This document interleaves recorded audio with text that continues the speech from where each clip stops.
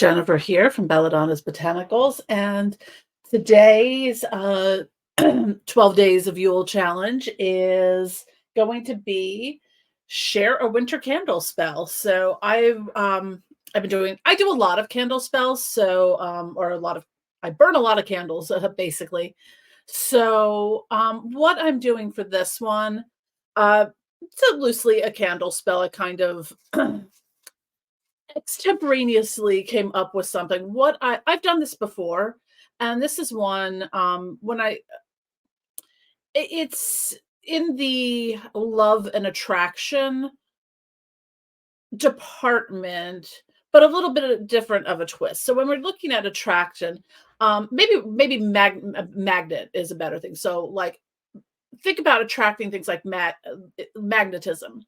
So you want to bring in what you're looking for: abundance, whether you're looking for financial stability, a relationship, self-love, anything like that. You're drawing that in, you're bringing that to you. And what I've done with this particular spell before, and I'm adding a different element to it this time around, is sorry, I have my little mobile altar in front of me. So what I'm doing here is I might turn the light up a little bit.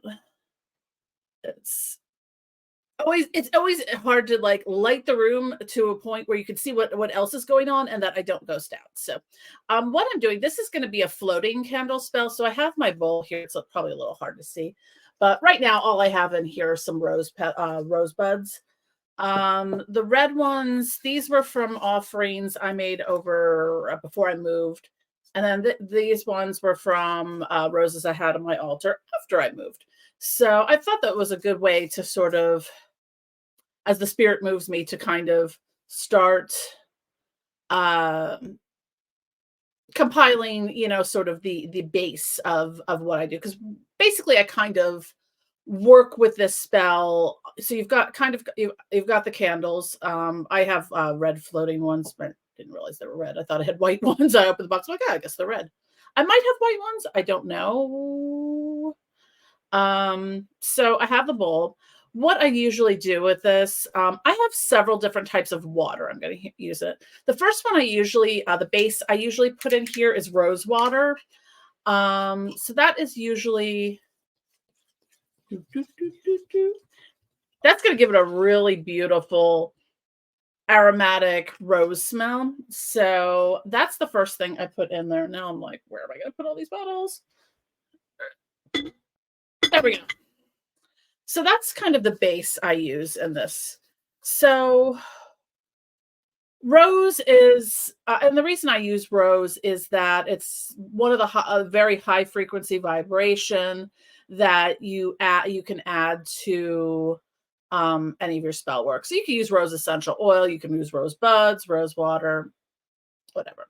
So what this is for me is this is something that is going to attract in what I am looking to bring into my life, whether it is, emotional healing, whether it's self-love, whether it's, relational love, whether it's, new connections, new friendships, new relationships. Um, and then, also looking down on that is that, the financial stability and, kind of a lot of what I'm looking at here is kind of building the life that I want for myself. Now that I've started over, we wiped the slate. I'm setting up shop and getting, well, I set up shop here, but I'm getting my life back in order. So now from here on in at this point, what do I want the future to look like for me? So that's what a lot of my work here is about. Now with this particular spell, this is, and I'm going to go into this when I get into the tarot aspect of it. I work with Lucifer and Lilith are my patron and matron spirits that I work with. So this would be kind of through them. And I've done this particular one before with Lucifer. I think it was like a Lucifer love drawing water that I make from it. But I also have the Lucifer love drawing ritual oil that I make. So I'm just gonna put a couple drops Put it on the roses. So I'm going to add some more things to this. Now with rituals like that, before I add things to it, you want to kind of, you can do, opening the portal, you can, kind of cast the circle around yourself. You can do that as simple or complex as you want. You can call in the quarters, however you want to do that. I prefer simple for this, and I'm just doing this I'm kind of demonstrating this. So I'm going to add a couple more things to this. So I have, I just kind of put it in a little bowl, but I have some crystal chips that I'm going to put in here. So the stones I put in here are rhodochrosite, which I love for like heart chakra healing and heart healing, healing from breakups, relational trauma. It's really good, but it's also something that's hopeful that, you can use it for drawing in love, and that could be any kind of love. That could be self-love as well. So I have that. I have rose quartz, which is, universal love.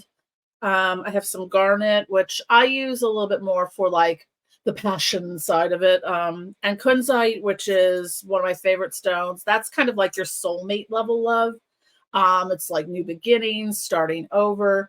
So those are the ones that I'm going to put in here. I'm just going to kind of spread them around a little bit.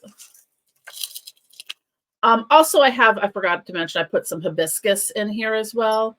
Hibiscus I'm trying to see. I kind of want it to turn I think it's turning the water kind of pinky red. Sometimes I'll use like a little bit of like, a natural colorant in it. The other thing I put in here is a little bit, because why not? I'm going to put some red glitter in here. Now I use biodegradable glitter because glitter's not great for the environment. So all the glitter that I use, professionally, is the biodegradable glitter. So, and I have my little stirry stick. Kind of get that. I'm going to put some more waters in here as well. Also, I'm putting in a cinnamon stick. I like using cinnamon a lot as a staple in a lot of spells, because to me, it's sort of like red peppers kind of lights the fire. It has the fire element, but it also kind of expedites the process of let's put fast forward on this and make this manifest faster. Let's get these results faster. So cinnamon, and you can use cinnamon sticks, you can use cinnamon powder, you can use the cut cinnamon bark, you can use cinnamon essential oil. Just be careful, cinnamon essential oil is very dermocaustic. So, you don't want to get it on your skin, or if you do, it has to be very highly diluted because, it's burny. So I'm going to put my cinnamon stick in here. And now I'm going to add some more of the waters that I have, because for some reason, at some point before I left Philadelphia, there was a little, one of the Spanish grocery stores nearby. And it's always funny, like in addition to, being able to go in and buy all your groceries, they also have some of them have like spiritual products. So this particular one had a lot of herbs, and they also carried like Florida water and some of the other types of water. Should have opened these beforehand. There we go. So this one is the Abre Camino, which is road opener. So what I'm going to use with this, they're waters or colognes. It smells very fruity. So I'm going to use the road opener. I'm going to add the road opener water to the, I may have to add dye because I'm just realizing the road opener water is green. And now that I added it to the water, I've got a peculiarly stir it up a little bit. There we go. We're getting the pink in again.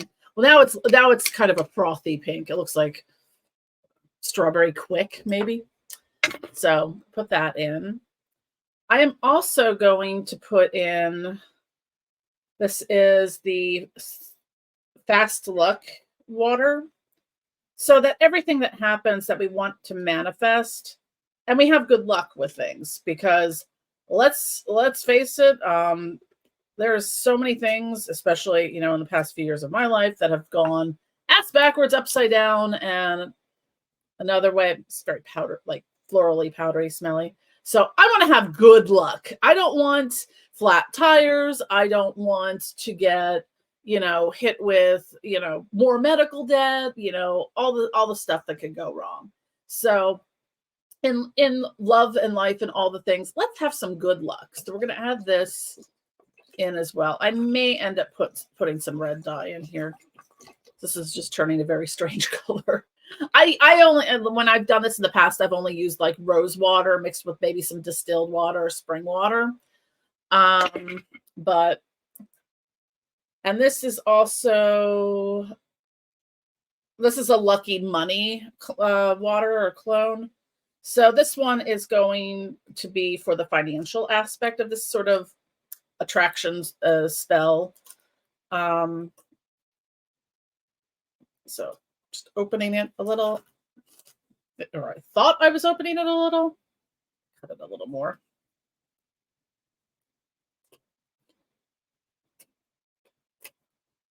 All right, let's see. Did I open? Yes, I opened it for real this time. These are all very fruity smelling, but and this one's green, so who knows what this is going to turn out. So I'm going to put this in here as well. So I've got a fair amount of water in here. So, which is good because we want our candles to float. So yeah, now the water is kind of a very, we're going to add some color to it. I like adding color to things. I don't know, some people don't, but there we go. This is just one of the dyes I use for like my soaps and bubble baths and stuff. So it's just a personal, what's it called? Personal care dyes. We are going to go, let's see, let's get some incense burning. I'm going to use some Nag Champa incense, and I also need to find where I put my lighter. I'll have to turn the light on to find it. So I'm just lighting my incense. So when you're doing any type of ritual, I mean, everyone has their own process to it. A lot of it is getting into the right mental state for it. So for me, I'm having a fairly calm and relaxing day. I slept for most of it, so hopefully the incense won't make me cough too much. Turn the light up a little. There we go. All right, well, hopefully I'm not too ghosted out here. So we've got all of our kind of tools in front of us. I can't really lift this up too much, but this is the bowl.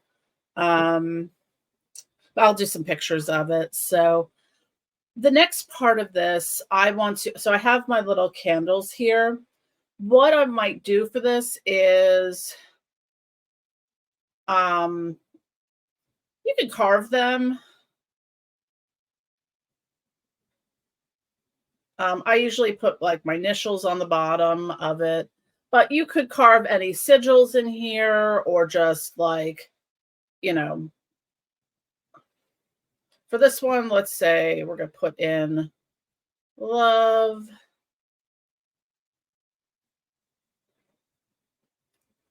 On this side, I'm going to put healing.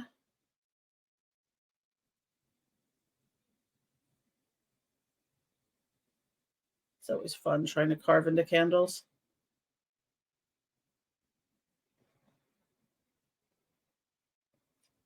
So, yeah, we could do that.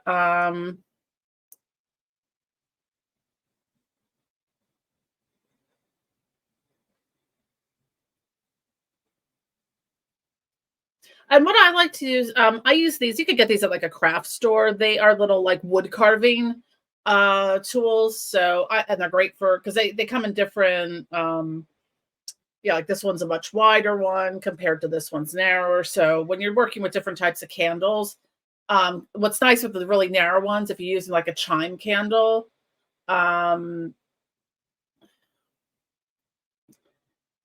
it will Come on. There we go. All right. Now, the key with floating candles is to not get the wicks wet because then they won't burn. I am probably going to move this out to my main altar at some point in time because Corey, who is mysteriously quiet at this point in time, I'm in my bedroom. A lot of times in the morning, he likes to wake me up by bouncing from over here, which is where my chest of drawers is with the TV, to one side table to the other side table to this, thus forth knocking over as many things as he can. So I don't want to stain the very light colored carpet red. So it's going to go somewhere where he can't spill it. So this one, I'm going to carve money. And I mean, you don't have to carve like the whole petition or anything in here, like money, luck.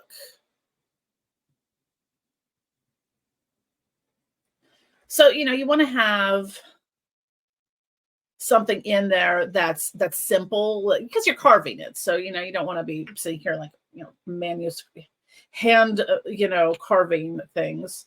I also have I use these for the abundance spell. These are the peacock tea lights that I have. And I just have some blue tea light candles in there. I'm going to anoint each of these candles with the Lucifer's Love Drawing oil. I know this is specifically love drawing. I do have other oils. They're just, well, they're over there. I can grab some of them as well.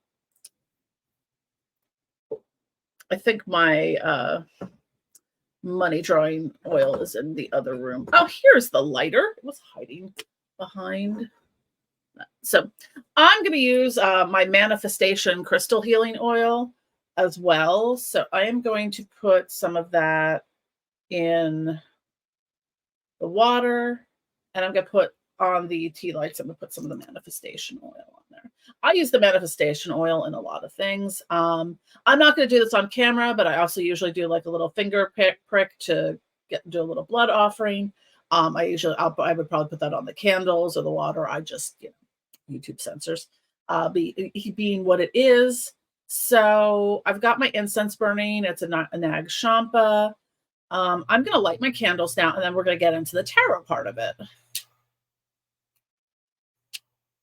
So I tend to do a lot of work that is ongoing. Yes, this one. There we go. Where this is something where, I start it now, and then I will these candles are probably not going to burn out tonight because I have other things to do as well. So I'm going to use, over the course of time till the candles, the floating candles get to a different point of burning out, that I'm going to keep doing that. So after the candles are burnt out, and I'm doing one of two things. I did bring 2 bottles. So I do have this bottle. I love vintage glassware. This is probably not vintage, but like I go to like a lot of thrift stores and stuff like that to see what I can find. And for some reason, I got the little spiritual nod to buy this bottle for the whole $1.91 it was. So what I'm probably going to do after the spell is between either this bottle and I may do a jar. Because a lot of times when I do have the spell remains for that, I will put them in something to kind of keep it active. So, if I wanted to kind of reactivate this over the course of the year, if I have it in the jar, I can burn a candle on the jar or on the bottle. So that's kind of what I do with some of the spell stuff afterwards. So the candle and the incense book looks really cool. So the next part of it is I use there's one particular deck I use when I do any kind of tarot magic spells. I actually do more tarot magic than I do tarot readings because I use the cards as, sort of in a symbolic way. I'm just moving this jar somewhere because I need the space. So what I do then with the spells that I use the tarot cards in is that I will pull select tarot cards that represent what I want to kind of accomplish within this. So the tarot deck I use is the Oraculum Leviathan. This is by Bill Duvendak and Azaroth Mason. I don't know I don't know where it was a very expensive deck. The only place I know that probably still sells it is Become a Living God. I don't know if you can get it elsewhere, but it comes with a real, if you get it from there, it does come with a nice book. And also the Temple of Ascending Flame just released the Leviathan Oracle study book this past year. This you can get on Amazon. But what I'm doing for the spell work that I'm doing right now is I'm using different cards from this deck. So, and this is a Draconian tarot deck. It's very heavy on like Clifothic imagery, Lilith, Lucifer, Leviathan. You know, so I love Azaroth Mason's artwork. So the cards that I'm pulling, and I will kind of go in because there's a slightly different interpretation of some of them. So for this particular spell, I pulled the first two cards I pulled were the Two of Swords and the Two of Cups. So those are, I'm going to put, usually I will kind of arrange them around whatever it is I'm doing. The next card I pulled is, so that's interesting. I pulled the Two of Cups and the Two of Swords. I pulled the 10 of Cups and the 10 of Pentacles. So I guess we've got some 10s and 2s going on. So these are these two cards. I'm going to put those sort of up top. And the last two cards I pulled are the Lovers and the World. I use the Lovers card a lot because Lovers is the card of Gemini, and I am a Gemini. So I am going to go. So I have all the cards now around. I'm going to do some pictures of this as well around my little bowl here that has all the good stuff in it, and my incense and my other candles. So I'm going to go through and let's talk about what each card means. So like the end goal card is the World for me. And I intuitively, I don't use the World card a lot. So when I do spells like this, so that one,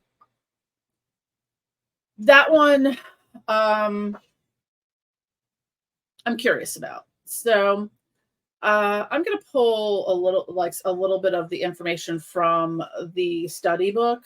The study book expands further upon the original book that came with it. So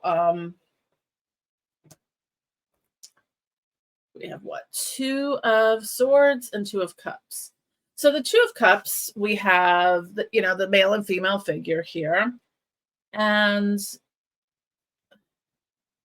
what this card shows, when it comes up in a reading and how I'm using it in this particular ritual, is that it shows a union, which is equal and harmonious, whether it's romance or a business partnership. It always refers to a mutual exchange, especially in regard to emotions. While this connection is still in potential rather than fully manifested, this card shows good conditions for it to grow into something deep and fulfilling. In its mundane sense, the Two of Cups can simply refer to marriage, proposal, or engagement. Now, if you're looking at it on the romance side, if you're looking at a business partnership, maybe the marriage part of it is not. But if you look at forming a business partnership or submitting a proposal to a publishing company to publish your book, that kind of thing. So the next card I pulled is the Two of Swords. And what that one, I'm just kind of looking for the TLDR. I'm not reading the whole thing. So this card stands sometimes for uncertainty, confusion, or being stuck and unable to move forward. It usually shows that we are facing a difficult decision, but cannot make a choice. It indicates that we are willing to putting off the action while overthinking. I think this is a card that I pulled. I would say the shadow card, because this would be all the things for me that I need to release and let go of. It also indicates, let's see, the overthinking. I'm a chronic overthinker, that we get stuck in that instead of listening to our intuition. Often more cards are needed to determine which of the options is the best to undertake. So this to me is the what to watch out for card. While all of these are kind of, what was I gonna say? Goals. This is the, hey, well, while you're working on this stuff, let's not lose sight of that message, of the shadow things, of what I, and to a T, that's how I undermine myself all the time. So I think that's kind of interesting that I managed to pull that. So next card we have is the Ten of Pentacles. So this card shows wealth, be it material or in a sense of health or knowledge, gained through work and experience. It also indicates the fulfillment of material goals and a lasting foundation for future success. So this is how I want, the abundance in my financial life and my business life and my health and wellness and all of that to grow. That is the goal here. So it shows that there's no need for any more. You have everything you wanted and you feel secure and confident about the future. In a negative sense, it warns you that you're too much focused on financial wealth while neglecting spiritual, emotional treasures. It also may prompt you to think about your stability and security, with questioning what you really want from life and warning against stagnation or blind pursuit of wealth.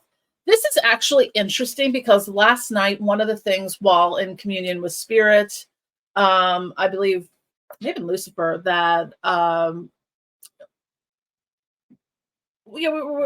it was on the topic of goals, but what basically I was instructed, what came through to me was, we want you to have everything so you never have to ask for anything again. So all you have to do is work on your goal. Your goal after that is your spiritual growth. So, forget having, being able to pay, off this debt or that debt, and manifesting, your soulmate love relationship and all this stuff. We want you to have all your needs met on a basic level so you can solely focus on your spiritual growth. And I feel like this card mirrors that 100%, as probably does the next card, which is the Ten of Cups. And that's usually like happiness and abundance. So Ten of Cups, your harmonious emotional connections. It indicates blessings for relationship and home, showing a life filled with love and happiness. You've achieved an abundance of emotions and are surrounded by your loved ones, be it family or spirits and allies on your path. It is a card having a positive message for romantic relationships, suggesting a long-term commitment. In a metaphorical sense, it refers to the feeling of completion, wholeness, and alignment in your relationships on this and other planes. In a positive sense, this card tells you to follow your intuition and let yourself be guided by feelings and emotions. In the negative interpretation, it warns you against pursuing a fairy tale happy ending and focusing on what you have here and now. It tells you to be true to yourself, but also pay attention to how your actions affect your relationships. This one candle flame keeps going beep, beep, beep, beep, beep. The other one's just like, I'm chilling. So the last two cards we have are Major Arcana cards, and first one is the Lovers.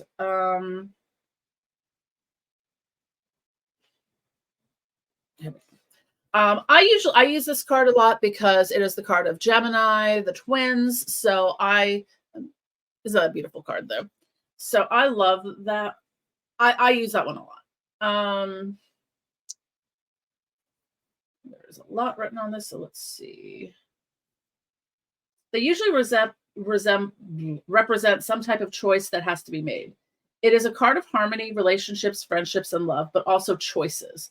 Just like the Priestess chooses to focus on the sublime while her partner is focused on the physical, We too are faced with a choice that can either bring us closer to the accomplishment of our goal or delay or even prevent it. It is therefore important that we use both the conscious rational thinking and our intuitive feelings to make the final decision. The lovers can also represent a relationship or connection with another person, as well as being connected to and tuned to our inner self. It can be the card of love, but it also can stand for self-love and the union of opposite elements within ourselves. Because really, if you don't have self-love, you are probably going to fail at relational love. I know from decades of experience.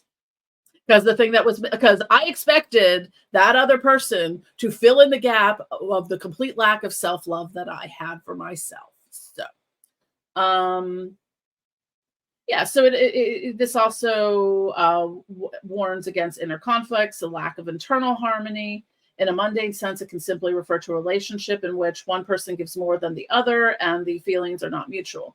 In this case, it calls for honesty and trust, or indicates that we should leave the relationship and focus on ourselves and others, or it will end in disappointment, failure. I would interpret the negative part as if the card would be reversed. Obviously, I'm working with all the cards in their upright positions for this particular work. So the last card is the World. Because world domination, baby. So it signifies some kind of accomplishment or victory, closure that brings satisfaction or a sense of achievement. So for me, this is in the sense of accomplishment or victory, it's achieving these goals, getting this like harmonious balance in my life. So on all fronts. So